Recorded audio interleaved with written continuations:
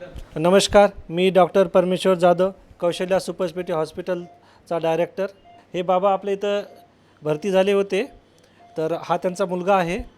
बाबांना भरती करण्याच्या अगोदर जुने आजार कोणकोणते होते? त्यांना शुगर होती, पुन्हा BP होती, पुन्हा हृदयाचा त्रास होता, पुन्हा किडनीचा आजार आहे तिला. बाबा इथं भरती होण्याच्या अगोदर म्हणजे काय झालं होतं, त्यांना काय त्रास झाला होता?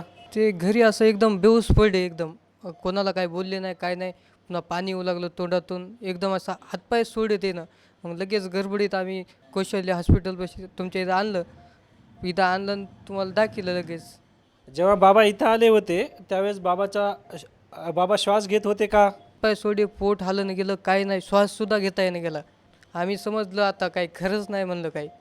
बाबाची त्यावेळची कंडिशन बघून, स्थिती बघून तुम्हाला काय वाटत होतं की बाबाचा जीव वाचल का नाही वाचल?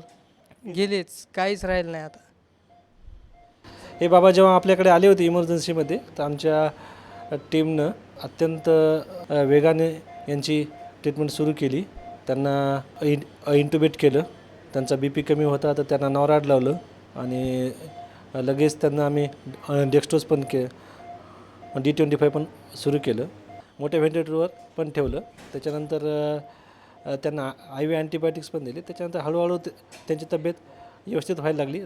दुसऱ्या दिवशी आम्ही त्यांना व्हेंटिलेटरवरून बाहेर काढलं. आता ते व्हेंटिलेटरवरसुद्धा नाही आहेत. आता त्यांना काही त्रास आहे का बाबा तुम्हाला? काही त्रास नाही.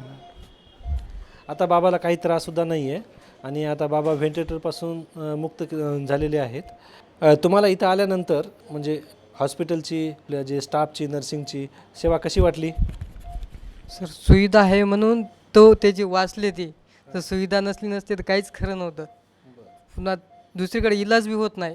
झाला तर इथंच झाला इलाज.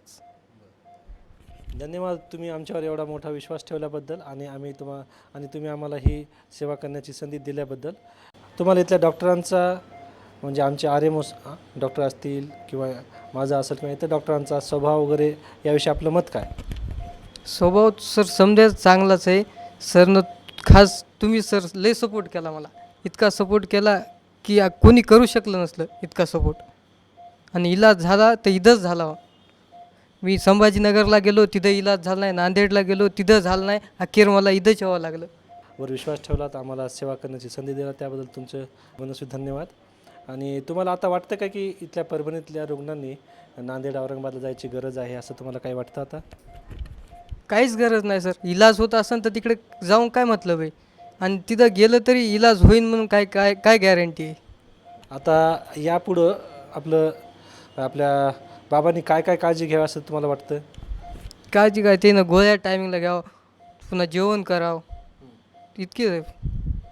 यांनी पाणी कमी प्यायला पाहिजे, यांनी मीठ कमी घ्यायला पाहिजे जेवणामध्ये आणि रेग्युलर डायलिसिस करायला पाहिजे.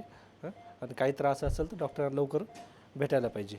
आता याच्यापुढं हा व्हिडिओ बाकी इतर रुग्णांना पण म्हणजे दिलासा देण्यासारखा आहे, म्हणून आम्हाला हा video WhatsApp, Facebook, YouTube, Instagram इत्यादी सोशल मीडियावर अपलोड करायचा आहे. तर त्यासाठी तुमची संमती आहे का? जरूर सर, सहमती आहे. बाबा, हा व्हिडिओ आपल्याला इतर सोशल मीडियावर टाकायचा होता, तर त्यासाठी आपली सहमती आहे का? सहमती आहे आपली. सहमती आहे आपली. धन्यवाद, तुम्ही आम्हाला सहमती दिल्याबद्दल, सेवा करण्याचा मोका दिल्याबद्दल धन्यवाद.